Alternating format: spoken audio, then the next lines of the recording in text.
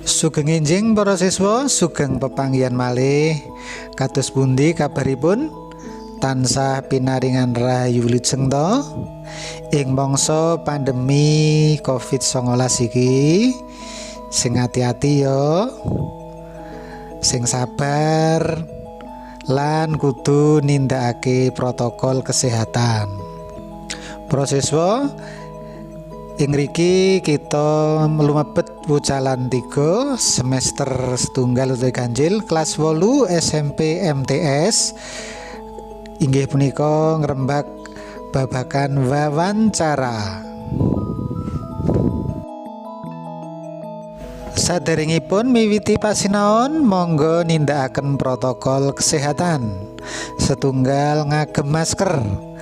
Kalih wiji ngagem sabun utawi hand sanitizer. 3 njagi jarak kalian kancanipun menawi sinau sareng-sareng. Pertemuan setunggal kompetensi dasar. Memahami kaidah dalam kegiatan wawancara, dialog, dan diskusi sesuai dengan tata krama. Indikator setunggal, mengidentifikasi struktur teks wawancara. Kalih, mengidentifikasi unsur kebahasaan dalam teks wawancara. 3, menjelaskan kaidah penyusunan teks hasil wawancara dengan 5W dan 1H. Apersepsi kegiatan wawancara kang ditindakake dening wartawan sawijining media elektronik. Lah iku katon narasumber lan pewawancara lagi nindakake kegiatan wawancara. Teks wawancara. Nyemak teks wawancara. Coba semaan teks wawancara ing ngisor iki. Sawise nindakake Jumat bersih ing kelas lan lingkungan sakupenge sajroning sekolahane SMP Negeri 1 Sumberwaras, Puspita nindakake wawancara kelawan salah siji guru PLH Pendidikan Lingkungan Hidup. Guru PLH mau aran Gesang Wicaksono. Wawancara ditindakake ing ngarep ruang OSIS jam 7 nganti jam 8. Bumi kudu dijogo. Puspita. Sugeng enjing Bapak. Pak Gesang. Sugeng enjing Mbak. Piye wis rampung to resik-resik kelase? Puspita. Sampun. Menika lho Pak, kala wingi kula rak sampun matur menawi badhe wawancara kalian panjenengan bab Hari Bumi Internasional. Punapa to punika? Pak Gesang. Hari Bumi Internasional iku ya dina sing dikukuhake supaya manungsa sadonya sadar yen bumi iku perlu dirumat utawa dirawat. Kenging punapa kok dadak wonten dinten bumi lan punapa perlunipun bumi kedah dipun rumat? Dina kasebut pancen sengaja diproklamasèkaké sacara internasional awit kadereng saka bumi panggonane manungsa lan makhluk liyane kang dadi rusak merga saka ulahe manungsa dhewe. Sinten to ingkang ada-ada mroklamasèkaken Hari Bumi Internasional lan tanggal pinten dipun proklamasèkaken sarta nalika wonten adicara punapa? Sing mroklamasèkaké Senator Gerald Nelson saka Wisconsin, Amerika Serikat ing tanggal 22 April 1970. Wektu iku wong mayuta-yuta kumpul ing adicara Raleigh sing isine ing antarane yaiku program edukasi lingkungan. Mula pangajak nggatekake bumi wis diwiwiti suwe sadurunge gonjang-ganjing isu pemanasan global ing era taun 2000-an. Lajeng pripun tanggapanipun tiyang bab dinten bumi kala wau? Anane dina bumi sadonya @b iku entuk tanggapan positif. Buktine wong 200 yuta luwih saka 141 negara melu berpartisipasi ing pahargyan Dina Bumi kang kaping 20 tanggal 22 April 1990 lan taun 2000 pesertane wis ana 183 nagara. Banjur ing taun 2012 akeh keluarga saka Thailand padha teka ing Kau kanggo nandur wit-witan, evaluasi alas, dandani alas lan rebuisasi. Manut situs resmi AD Network tahun 2012 wis ana wong 1 miliar lan 192 negara sing melu kampanye Dina Bumi. Oh, makaten nggih, Pak. Banjur sing rada gegirisi yen manut para ilmuwan umure bumi iku wis 4,5 miliar tahun. Para astronom ngandharake yen 1 miliar tahun maneh bakal ana owah-owahan dramatis bumi gegandengan karo saya panas lan mlembunge srengenge. Lajeng kita kedah pripun, Pak? Kanggo awake dhewe bab iku mau ya mung minangka kanggo tambahan ilmu kawruh wae lan ora perlu dirembug bener lupute. Inggih, Pak. Sejatosipun sampun nggayuh pinten to gunggungipun manusa satunggal donya sapunika?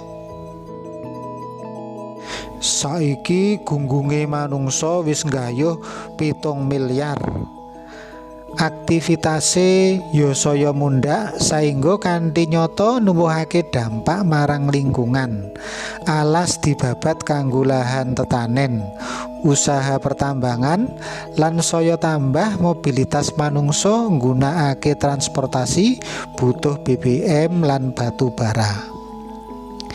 Kita ajeng nglirwakaken babagan punika nggih, Pak. Iya, manungsa asring lirwa ngrawat bumi lan njaga kelestariane saengga daya panyengkuyunge kanggo panguripan saya suda. Isih ditambah maneh fenomena alam kayata prahara, tornado, panas ekstrem, adem jekut, tsunami, gunung mledhos lan sapanunggale. Kangge ngawekani babagan punika kita kedahipun pripun, Pak?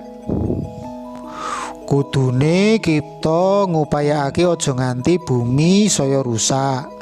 Upama rusai lahan lan alas marga penambangan emas lan batu bara lan sapanunggale. Iki kudu enggal didandani.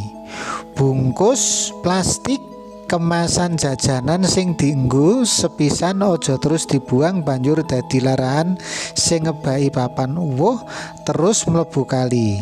Iki ora bisa bosok lan bakal ngrusak bumi. Kita nyengkuyung usul tas kresek diganti tas nganggo bahan sing bisa didaur ulang alamiah lan sapanunggalane. Inggih, Pak. Kula sapunika dados mangertos. Matur nuwun paringan kateranganipun ing kegiatan wawancara punika. Sugeng enjing lan sugeng makarya. Iya, Mbak. Muga-muga kateranganku saya njembarake ilmu kawruhmu sarta bisa ditularake mring kanca-kancamu.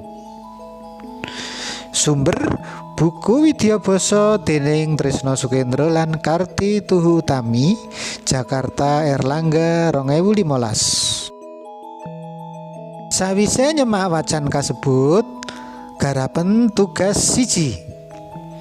Wangsulana kang patitis.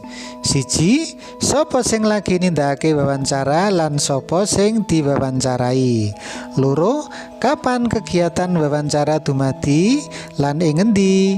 Telu, apa kang dadi pokok underaning wawancara? Papat, gineo bumi iku perlu dirumat utawa dirawat. 5. Manut isine teks wawancara, kepiye kahanane donya saiki? Garapen nganti nomor 10. Rangkuman materi. Wawancara. Wawancara yaiku takon tinakonan kelawan pawongan tertamtu kang diperlokake kanggo disuwuni katerangan utawa panemu ngenani sawijining bab. Jinising wawancara. A. Wawancara bebas, yaiku wawancara kang susunan pitakone ora ditemtokake luwih dhisik lan diomongake gumantung marang swasana wawancara. B. Wawancara individual, yaiku wawancara kang ditindakake sawijining pawongan pewawancara kanthi responden tunggal. C. Wawancara konferensi, yaiku wawancara antarane pewawancara tunggal kelawan responden kang akeh utawa wawancara antarane pewawancara kang akeh kelawan responden tunggal. D. Wawancara binuka utawa terbuka, yaiku wawancara kanthi wewaton pitakonan kang ora kawates wangsulane. E. Wawancara tinutup utawa tertutup, yaiku wawancara kanthi wewaton pitakonan kang kawates wangsulane. Struktur teks wawancara. Struktur teks wawancara ana telung perangan, yaiku 1. Definisi umum, yaiku perangan pambuka ing teks wawancara kang isine ngenani pangertene samubarang kang arep dirembug. 2. Deskripsi bagian, yaiku perangan teks wawancara kang isine ngandharake bab-bab kang luwih mirunggan lan luwih cetha ngenani samubarang kang dirembug. 3. Deskripsi manfaat, yaiku perangan teks wawancara kang isine ngenani mupangate utawa manfaat lan pigunane samubarang kang dirembug. Tugas loro. Temtokno struktur teks wawancara. Bumi kudu dijaga ing dhuwur kanthi ngisi format asil diskusi kaya kang katulis ing ngisor iki. 1. Definisi umum. Temtokno isine saka definisi umum wawancara bumi kudu dijaga ing dhuwur. 2. Deskripsi bagian. Isinen endi kang kalebu deskripsi bagian. 3. Deskripsi manfaat. Tulisan endi saka mupangate wawancara bumi kudu dijaga ing dhuwur. Unsur kebahasaan teks wawancara. Nalika nindakake wawancara kang kudu digatekake yaiku kudu ngugemi sopan santun, andhap asor. Tegese kudu nganggo subasita lan unggah-ungguh basa kang bener kanthi tujuan ngajeni marang pawongan sing diajak wawancara utawa narasumber. Kepriye basa sing digunakake dening Puspita marang Pak Gesang ing kegiatan wawancara mau? Gatekno tulodo perangan teks wawancara ing ngisor iki. Puspita: Sugeng enjing Bapak. Pak Gesang: Sugeng enjing Mbak. Piye wis rampung to resik-resik kelase? Puspita: Sampun. Menika lho Pak, kala wingi kula rak sampun matur menawi badhe wawancara kalian panjenengan bab Hari Bumi Internasional. Punapa to punika? Tugas 3. Salinen 5 ukara liyane kang nganggo basa krama alus saka teks wawancara bumi kudu dijaga ing dhuwur. Tulisen tulodo ukara 1 nganti 5 sing nggunakake basa krama alus. Tulisen ing buku tugasmu, banjur fotonen lan kumpulno marang bapak utawa ibu guru. Pertemuan kalih. Kompetensi dasar: melakukan wawancara, dialog dan diskusi sesuai dengan tata krama. Indikator setunggal: menyusun pedoman wawancara. Kalih, melakukan wawancara dengan narasumber. 3. Menulis teks laporan hasil wawancara. Kaidah penyusunan teks wawancara. Kaidah penyusunan teks wawancara iku kudu nduweni paugeran 5W: what, when, why, who, which, lan 1H, how. Kaya wawancara Puspita marang Pak Gesang ing teks wawancara bumi kudu dijaga ing dhuwur. What, apa tegese njaga bumi iku? When, Kapan bumi iku dijaga? Why? Kene bumi kudu dijaga? Who? Sapa sing kudu njaga bumi iku? Which? Ing endi bagian bumi sing kudu dijaga? How? Kepiye carane njaga bumi supaya kahanan bumi tetep apik? Tugas papat. Coba gawe daftar pitakonan kanggo kegiatan wawancara kanthi nggunakake paugeran wawancara 5W 1H kaya tulodo ing dhuwur. Daftar pitakonan sing kok gawe temane beda karo tema wawancara mau, yaiku tema liyane tuladane tema pertanian utawa home industry. Pilih salah siji tema sing kok senengi, tema pertanian utawa home industry. Nek pertanian tuladane budidaya nandur jagung, nandur pari, nandur kembang ing mangsa pandemi lan sapiturute. Nek home industry tuladane usaha kripe, usaha tempe lan sapanunggale. Nindakake kegiatan wawancara karo narasumber. Bab-bab sing kudu disiagakake nalika arep nindakake kegiatan wawancara yaiku nemtokake tujuan, narasumber, dina lan papan, banjur gawe sawetara daftar pitakonan. Nyiagakake buku catatan utawa piranti kanggo ngrekam. Sing wigati banget yaiku anggone nindakake wawancara kudu ngetrapake tumindak sopan santun utawa andhap asor. Tugas 5. Tindakno kegiatan wawancara kelawan sawijining narasumber kanthi tema bebas. Gunakno daftar pitakonan sing wis kok gawe kanggo nindakake wawancara kasebut. Tulodo tema pertanian, 1 nandur jagung varietas anyar biji 18, 2 nandur pari varietas unggul, 3 nandur kembang ing mangsa pandemi lan sapanunggale. Home industry tuladane 1 usaha kripik, 2 usaha tempe, 3 usaha kerupuk lan sapanunggale. Matur nuwun. Sugeng nindakake pakaryan mugi kasil. Matur nuwun.